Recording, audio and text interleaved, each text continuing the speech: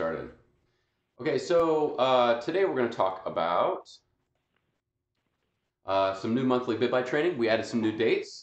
We had quite a bit of demand for the last date that we had for November 13th.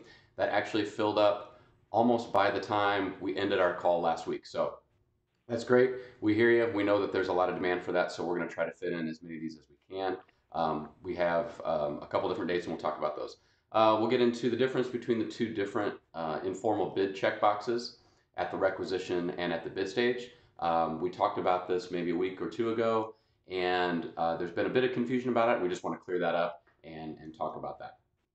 And then we'll talk about just a reminder from last week in terms of marking documents confidential. And then, oh yeah, the fun fact. I was gonna start this thing about a fun fact each week, and I don't know if your household has not adjusted to the time shift. So anyway, my fun fact last week, and I actually just forgot about it. It was going to be about I love baseball, and Jose Altuve is second baseman for the Astros, and it was the World Series last week, and I forgot to talk about it. So my fun fact for this week is Jose Altuve, when he was 16 years old, tried to try out for the Houston Astros. They told him he was too short and he wasn't going to ever be able to make it. And so I thought that was amazing. Now he's AL MVP. He's been an perennial All-Star, et cetera, et cetera. That was my fun fact for the World Series last week. My fun fact for this week is I think the daylight savings time is silly and we should get rid of it. That's my fun fact.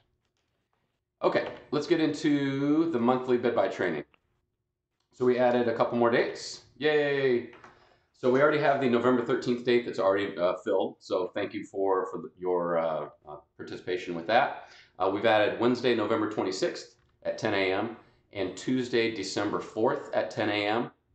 It's going to be at the CDB Computer Lab, which is in Springfield, at the Stratton Building, room 320. And really, this is going to be perfect for those of you that are new to Bidbuy. What we're going to be talking about, we're going to be talking about general navigation, releases off of masters, small purchases, and just that general workflow in Bidbuy. And then, you guys will be at a computer working through different examples and those sorts of activities. So you won't sit, you won't necessarily have to just sit there and listen to me all day, even though I will be there all day. However, it's going to be, we want it to be very interactive, because if you're like I am, you can sit and listen to someone on a WebEx talk about how to do processes, but until you actually sit down and work through an entire requisition, bid, purchase order, etc., it's not really going to sink in. And Bidbuy is really one of those systems that you really need to be engaged in order to be successful with it. So it's perfect for those that are new to Bidbuy. However, if you do need a refresher, that will be, as we're going to be going forward with the series on a monthly basis, I think it'd be good for you to come back. But at the front end here, I think it's probably best to leave it for the newbies. However, if you ever have any, and I say this all the time, if you ever have any specific Bidbuy training that you would like at your agency, certainly for a group at the agency, please reach out to me and we'll make sure we get that scheduled for you. My email here is at the bottom. So this will really be for these monthly Bidbuy trainings, these dates right here. It's really a first come, first serve at this point. There's really not a better way to do it. We'll try to accommodate those. Like I said, if we have a larger group, perhaps, it might be easier to schedule us to come out to your agency. But that's not always the case. Certainly with some of the smaller agencies, we want to be able to provide this resource for you. So if you're interested and you're available, please just email me, david.luttrell@illinois.gov, and we'll get you confirmed. And another thing I failed to mention last week, if a conflict arises, which we understand that would happen, we just ask that you please reach out to me, because there's going to be a waiting list for these trainings.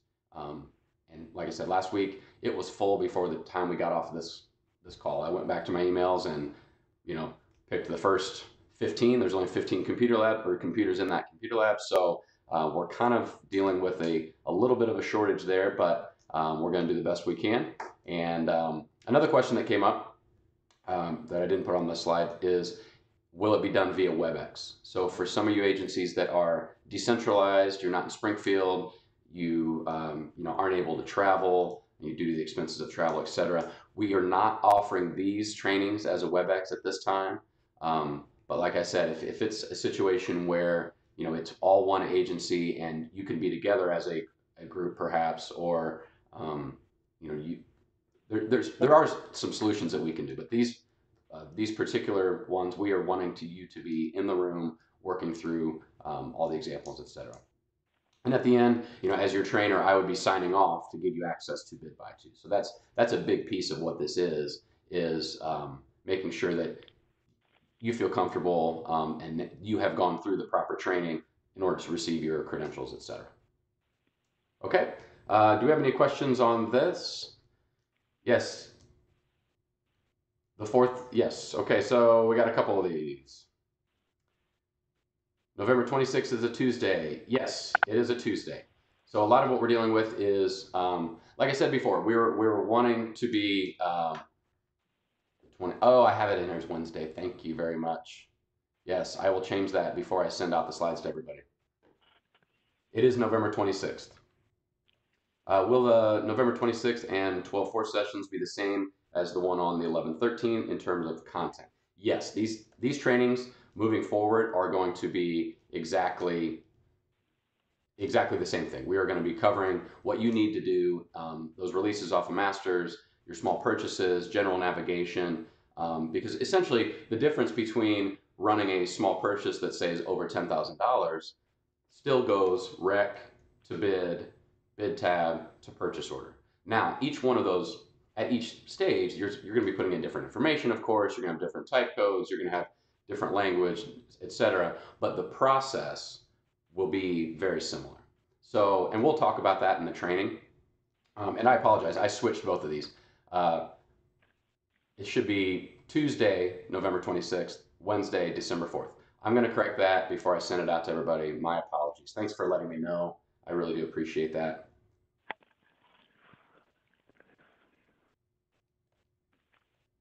Thanks, everybody. I love procurement people are so detail oriented. I got 1,000 messages about this. Thank you. See, we're all in this together. Perfect. Okay, so if you have any questions about those trainings, you can always email me separately as well, and we will get that confirmed. I'm guessing that those will be full pretty quickly, and then moving forward, we'll get some more January dates, February dates, etc. So you have plenty of time. We weren't able to get another date in December due to the holidays and those sorts of things. That part of the year is probably tough to get things booked for a training anyway. Okay, so now let's talk about the difference between the informal bid and a couple different, the informal bid and the formal bid. We talked about that. Now, at the vendor tab, so here's just a screenshot of a requisition. So this is at the vendors tab at the requisition stage. So when you go to the vendors tab, you have, publish informal bid on web. Now, this will be checked for small purchases under $10,000 because that's never, if it's less than $10,000, it's never going to go to the bid stage to begin with. So you will check this, and that's in the job aids as well. So you can really just walk down the job aids in terms of what you need to check in informal bid versus not. And what we were talking about last week, I think it was last week, is that you will not check the informal bid box. There's enough clicks that we do in Bidbuy, and even if that was your previous process, you don't need to click informal bid at the bid stage. However, you will click publish informal bid on the requisition stage if it's less than $10,000. That's the piece that we didn't do a deep enough dive in that training to delineate that. And I've received a couple questions after that, and I've worked with a couple people to clear that up for them. But I want to make sure it's clear for everybody that on the requisition stage, you will not, because if it's over $10,000, let's say this, if it's over $10,000, you're not completing this entire tab. If it's over 10,000, you're going to skip the whole vendors because we're not adding vendors until you get to the bid stage. And just as a reminder, the reason why we do that is the small business list is changing. The vendors list are being added and removed every day. And so a requisition that was put in, weeks or even months ago, that small business list would have changed by the time you get to the bid stage. So that's a little bit, that's why we are doing that process. However, if it's less than $10,000, it's never going to the bid stage, so you will click this publish informal bid on the web. Okay, so here's the next one is a screenshot here of the bid stage. This is the general tab once you get to the bid stage. So you've already done the requisition, you've converted to bid. So this obviously is over $10,000. Now this will not be checked. It's there. Now it doesn't default to check, so you don't have to really, the long and short of this is you don't have to click anything at the bid stage for informal bid. Just don't click it. So it won't be checked for small purchases 10,000 and above. And like I have here in red, under $10,000 wouldn't even go to the bid stage anyway. So you wouldn't even see this box. Okay. Could you repeat what you said regarding small businesses and bids over 10? My audio cut out. Sorry about that. So if it was, the reason we don't add vendors, when I go back here, this is the requisition stage. So you've completed all your general, your items, etc. You've done all your attachments, everything. Now, if it's less than $10,000, you will click the informal bid on web.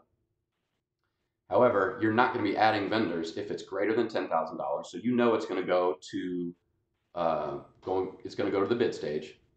The reason why we don't add any vendors here is that the requisition could have been put in weeks or even months ago, and our small business list, our small business vendors who would be receiving those solicitations for between 10,000 and 100,000, that's changing all the time. So every day new vendors are coming in, and we want to be able to make sure that we have the most up-to-date vendor list available. So that's why, according to the job aids too as well, you skip this stage, the vendors tab, if it's greater than 10, because it's going to go to the bid. Once it gets to the bid stage, then you add your vendors right before you're actually sending out the quote. And I'm kind of framing this in terms of the small business, but that's just for small purchases. Even if it's an IFB, so it's over $100,000, let's say, you still don't check that box, and you still don't add vendors at the requisition stage. So the process is still going to be the same for each one. I was just kind of framing it in terms of these small purchases. So no difference between the two. And if that's not clear, please let me know, and I can go back over that. Okay. So now just a reminder about marking documents confidential, in case you weren't on the call last week. Just a quick reminder, any quotes and bid tab documents need to be appropriately marked confidential. So even if a vendor submits quotes and through the system themselves, and they fail to mark that confidential, the state needs to go in and mark each one of those confidential. So anything that's part of a quote or any bid tab documents, because we obviously don't want to have any personal information that's available to the public out there. So just a good reminder there. That's something you'll probably hear me say quite a bit, mostly because it's just so important.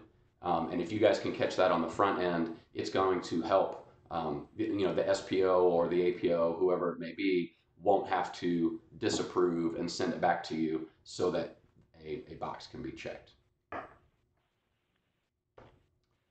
Okay, and then this last one is just the same slide I have on here, mostly just because we have new people on the call all the time.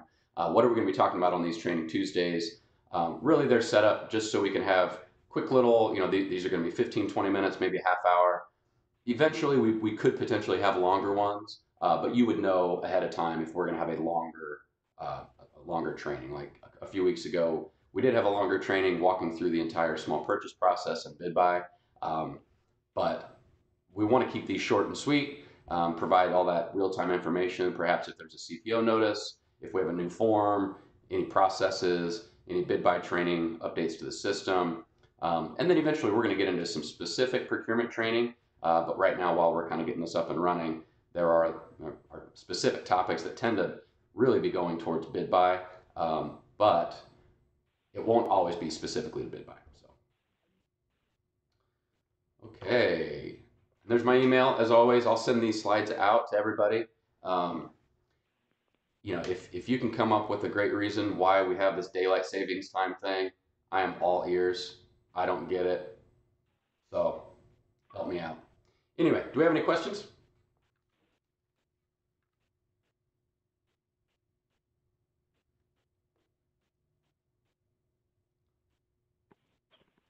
I do have one question. Will you do a training for approvers only in the future?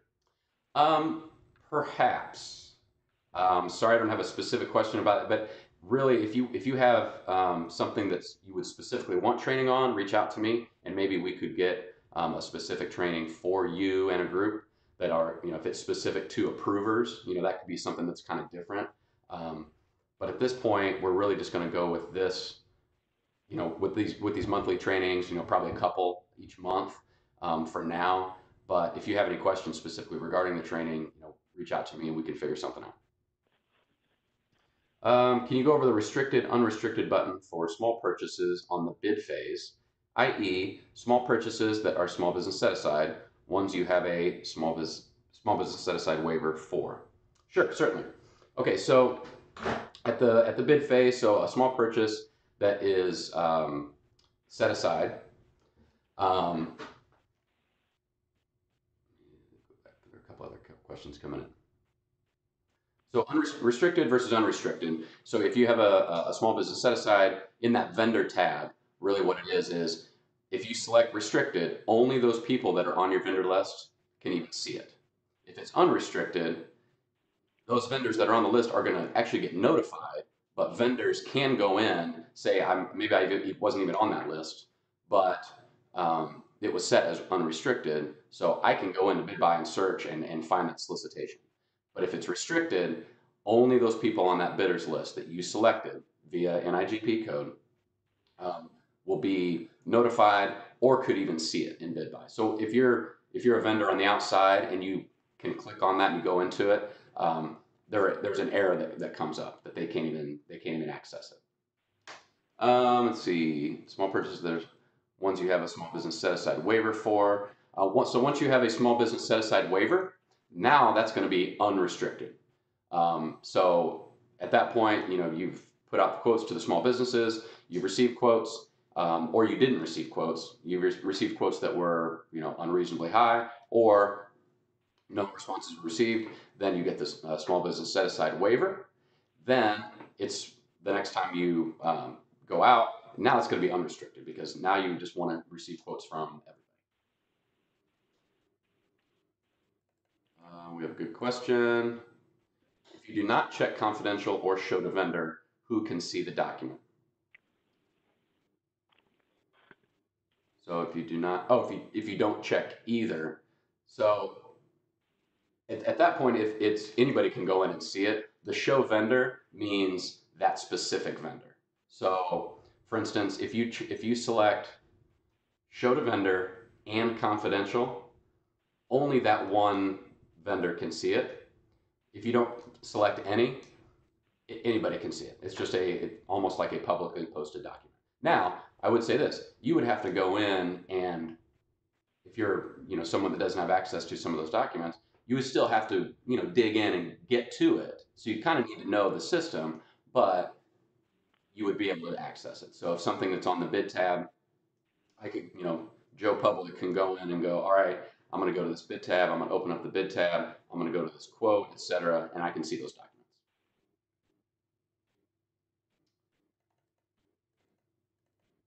Do you usually send the topic agenda item for each Tuesday training in advance?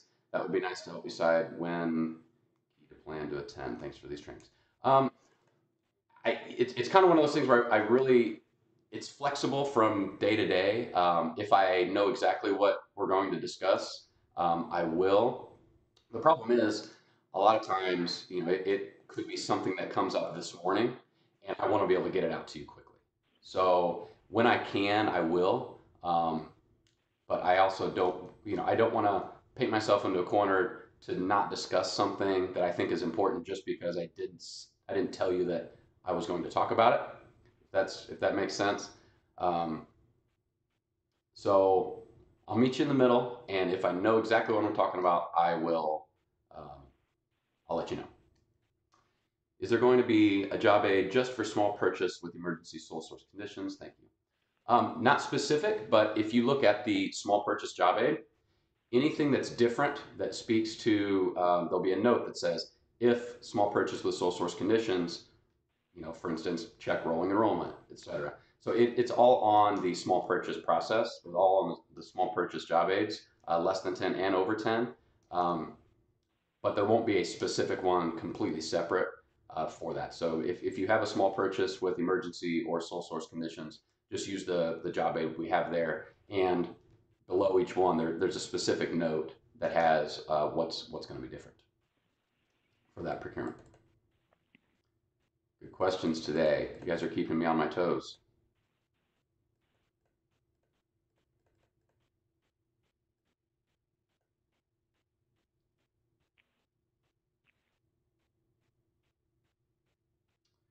Do we have any other questions? If you think of something, like I said, please feel free to email me. Reach out to your your SPO, your APO, etc. And if they don't have the answer and I don't have the answer, we'll make sure to get it to you. All right, everybody. We'll see you next Tuesday. Thank you so much.